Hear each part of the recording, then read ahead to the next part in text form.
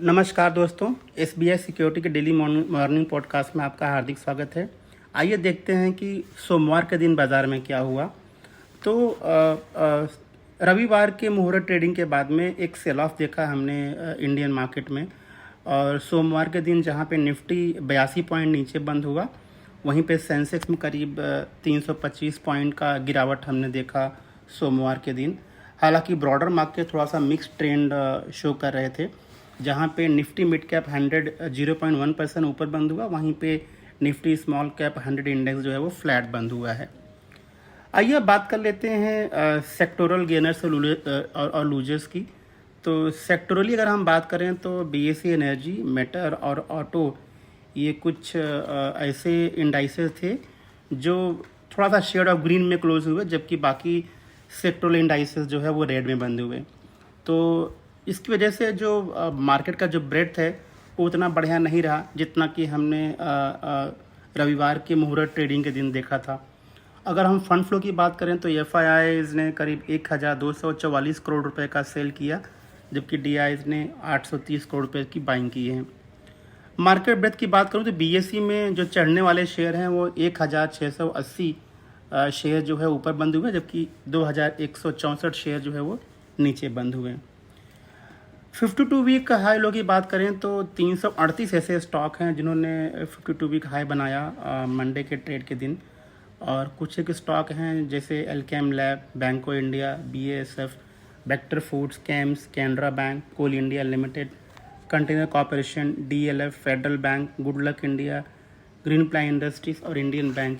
ये कुछ ऐसे स्टॉक थे जिन्होंने 52 वीक हाई बनाया सोमवार के ट्रेड में, जबकि 20 ऐसे स्टॉक हैं जो 52 वीक लो उन्होंने बनाया। अब बात करते हैं कुछ ऐसे ग्लोबल डेटा पॉइंट्स की जो मार्केट क्लोजली ट्रैक करता है। तो सबसे पहले बात करते हैं यूएस की 10 ईयर्स ट्रेजरी यील्ड, जो करीब 17 बेसिस पॉइंट जो है वो नीचे गिर करके 4.45 के आसपास ट्रेड हो रही है। क्योंकि जो हमने यूएस का इन्फ्लेशन डेटा देखा जो कल के दिन रिलीज़ हुआ था अक्टूबर महीने का, वो काफ़ी सॉफ्ट रहा है। मतलब जो उम्मीद थी कि इन्फ्लेशन 3.3% बढ़ेगा, जबकि डेटा एक्चुअल आया है 3.2%। सो ये एक बूस्ट था यूएस मार्केट के लिए, इसलिए हमने यूएस ट्रेजरी यील्ड में करीब 17 बेसिस पॉइंट का हमने डिक्लाइनिंग देखा।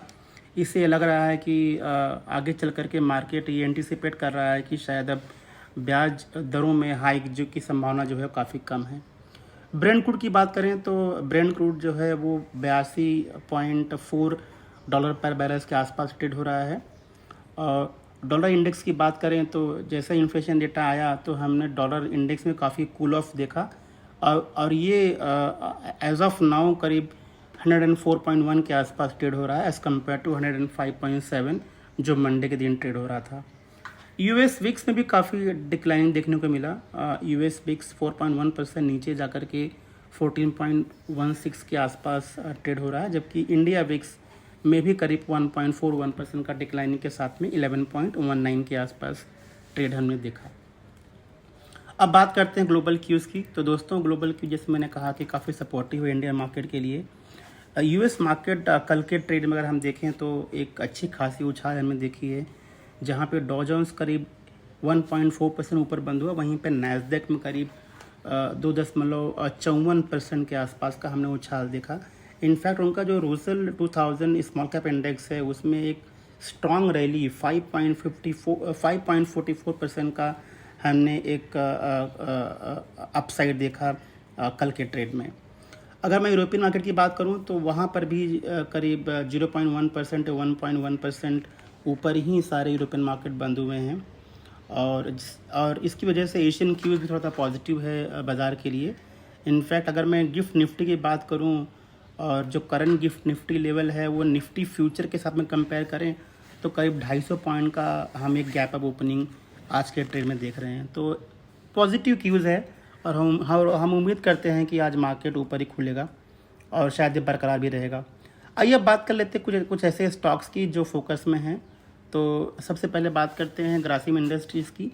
सो सेकेंड क्वार्टर का नंबर काफ़ी बढ़िया है कंपनी का, जहां पे रेवेन्यू में करीब 10% का उछाल है, वहीं प्रॉफिट में करीब 34% का उछाल है और ये नंबर काफ़ी बेहतर हैं।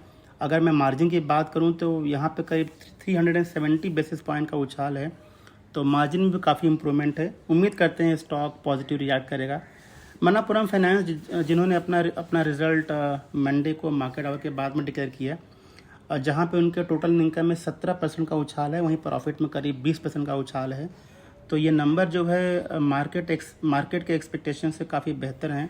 उम्मीद करते हैं स्टॉक पॉजिटिव रिएक्ट करेगा।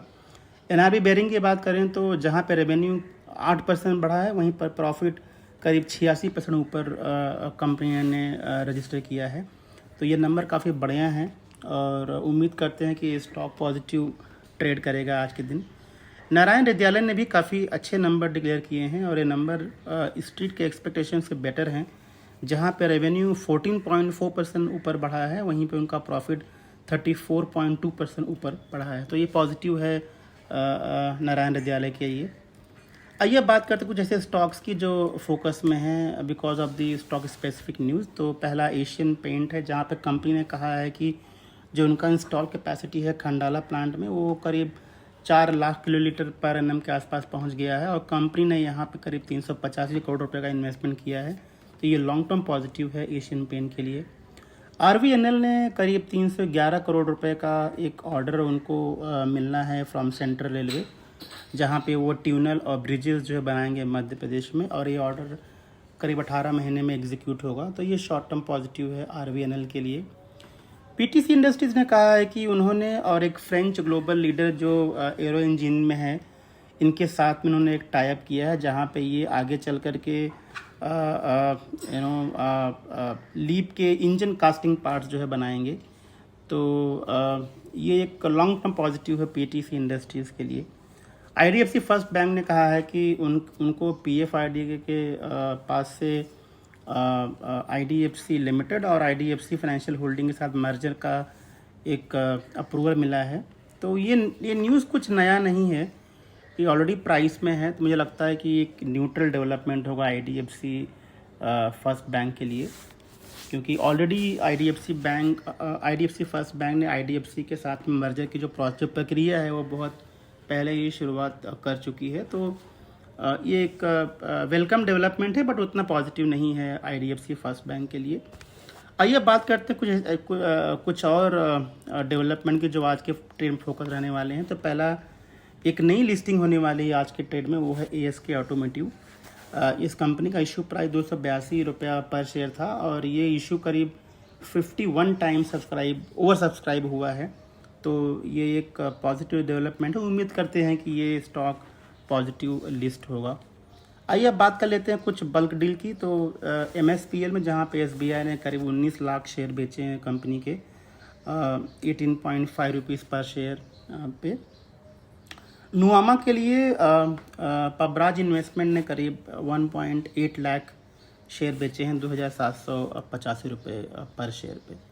सो दोस्तों, अगर मैं समराइज़ करूं तो ग्लोबल क्यूज़ जो है मार्केट के लिए आज के दिन पॉजिटिव लग रहे हैं और उम्मीद करते हैं कि एक गैप अप ओपनिंग होगी हमारे बाज़ार के लिए। तो ये था हमारा आज का मॉर्निंग पॉडकास्ट। हमें सुनने के लिए बहुत बहुत धन्यवाद और आज के ट्रेड के लिए आपको ढेर सारी शुभकामनाएं। Thank you. Investment in securities market are subject to market risks. Read all the related documents carefully before investing.